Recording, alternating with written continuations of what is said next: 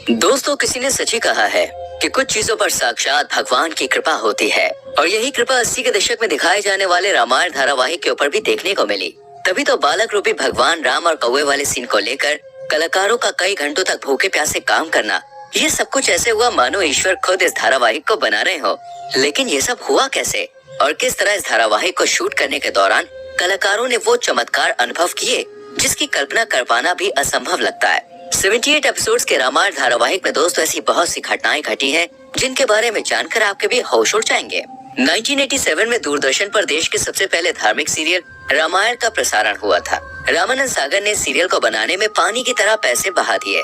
बहुत ही कम लोग ये बात जानते हैं कि सुपर डुपर हिट होने वाले रामायण धारावाहिक को सूचना और प्रसारण मंत्रालय से कई बार रिजेक्शन का सामना भी करना पड़ा, जिसके चक्कर में रामानंद सागर ने कितनी ही बार सरकारी दफ्तरों के चक्कर भी लगाए, तब जाकर रामायण को प्रसारित करने की इजाजत मिली थी। सबसे पहले रामानंद सागर ने रामायण का दोस्तों एक सैंपल एपिसोड सूचना और प्रसारण मंत्रालय के अधिकारियों को दिखाया, जिसके बाद उन्होंने पहली दफा रिजेक्ट कर दिया था। सरकारी अधिकारियों के अनुसार इस धारावाहिक में माता सीता को कट स्लीव्स पहने हुए दिखाया गया था। साथ ही उन्होंने कुछ और बदलाव का भी जिक्र किया, जिसके बाद रामानंद सागर ने दोबारा से शूटिंग करके पहला एपिसोड तैयार करवाया और फिर उसको दिखाया गया। लेकिन उस एपिसोड को भी प्रसारण मंत्रालय द्वारा रिजेक्ट कर दिया गया और फिर एक बार और रामानंद सागर ने सैंपल एपिसोड तैयार किया, लेकिन उससे भी रिजेक्ट कर दिया गया। देश में पहली बार धार्मिक सीरियल तैयार किया जा रहा था जिसका प्रसारण टीवी पर होना था, इसलिए इस बात का सुनिश्चित होना बहुत जरूरी था कि किसी भी प्रकार की कोई कमी न रह जाए, जिससे लोगों की धार्मिक भावनाओं को ठेस न पहुंचे। रामानंद सागर ने खुद एक इंटरव्यू में ये बात बताई थी कि सूचना प्रसारण मंत्रालय में चक्कर काट काट कर मेरे 2-3 जोड़ी जूते घिस चुके हैं, लेकिन आखिरकार 2 साल के बाद रामायण को हरी झंडी मिल गई और तब जाकर इसे दूरदर्शन पर प्रसारित करने का मौका मिला।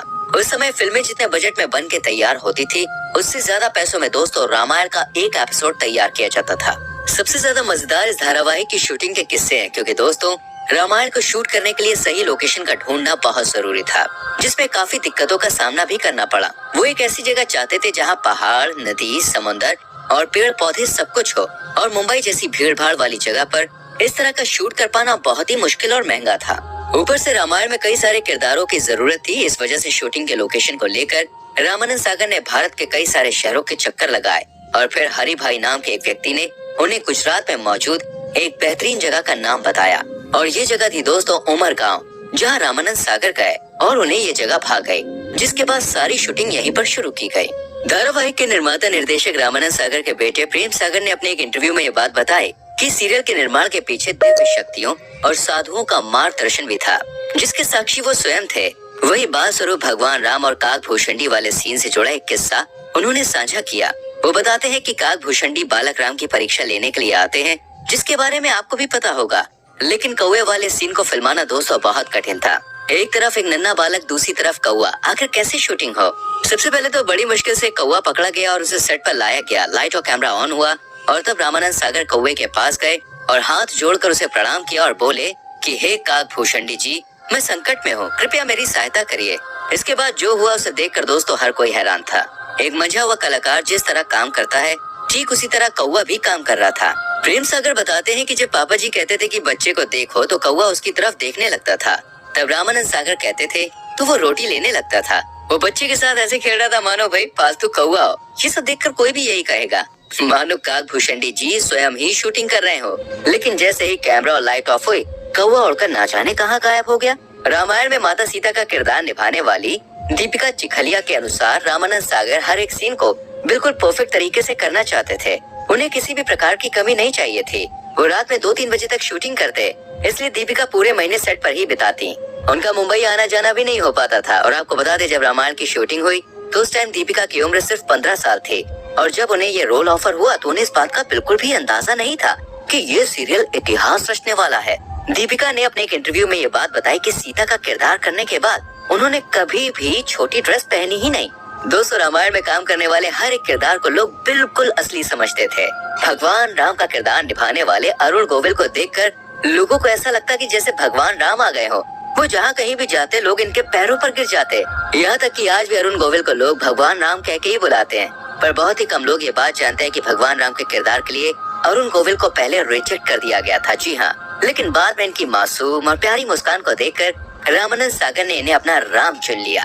वैसे अरुण गोविल से जुड़ा हुआ एक बहुत ही इंटरेस्टिंग किस्सा है, वो ये है कि जब भरत के द्वारा भगवान राम को ये सूचना मिलती है कि राजा दशरथ नहीं रहे, तो उस समय कैसा एक्सप्रेशन देना चाहिए ये तय कर पाना अरुण साहब के लिए बहुत मुश्किल था, क्योंकि वो एक भगवान का किरदार अदा कर रहे थे और भगवान रो नहीं सकते और चेहरे पर उदासी का भाव लाने नहीं देना था, क्योंकि भगवान राम को पहचाना ही उनकी सादगी और हर परिस्थिति में स्थिर रहने के कारण चाहता था। इसलिए ये सीन अरुण जी के लिए बहुत ही चैलेंजिंग था, लेकिन बाद में उन्हें इस सीन के लिए खूब तारीफें भी मिली।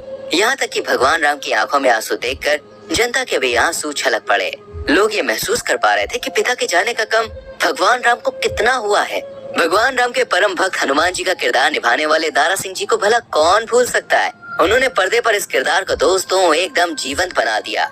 लेकिन बहुत ही कम लोग ये बात जानते हैं कि जब रामानंद सागर ने उन्हें ये रोल ऑफर किया तो उन्होंने इसे करने से साफ मना कर दिया था, क्योंकि उस समय दारा सिंह 60 साल के हो गए थे।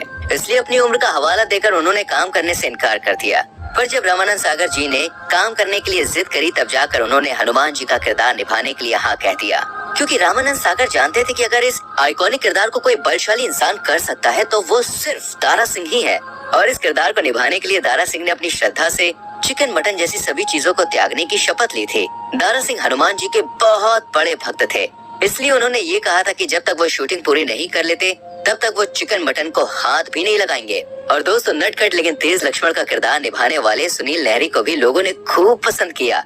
अपनी शूटिंग के दिनों को याद करते हुए वो कहते हैं कि जब रामायण की शूटिंग शुरू होती थी तो कई सारे कलाकार पानी पीना तक छोड़ देते थे और वो 5-6 घंटे तक पानी नहीं पीते थे, क्योंकि रामायण की शूटिंग के समय आज जितनी सुविधाएं नहीं थी। सेट पर वॉशरूम की काफी दिक्कतें थी, जिसकी वजह से लोग पानी तक नहीं पीते थे, क्योंकि अगर पानी पियेंगे तो टॉयलेट जाना पड़ेगा और गांव में ऐसी कोई भी सुविधा नहीं थी। इसलिए लोग पूरे फोकस के साथ सिर्फ और सिर्फ शूटिंग पर ध्यान देते। कई दिनों तक लोग अपने घरों पर बात भी नहीं कर पाते थे। इसके बारे में बताते हुए सुनील लहरी कहते हैं कि उन दिनों हम शहर से बाहर शूटिंग कर रहे थे, जहाँ पर किसी भी प्रकार के फोन बूथ का इंतजाम नहीं था।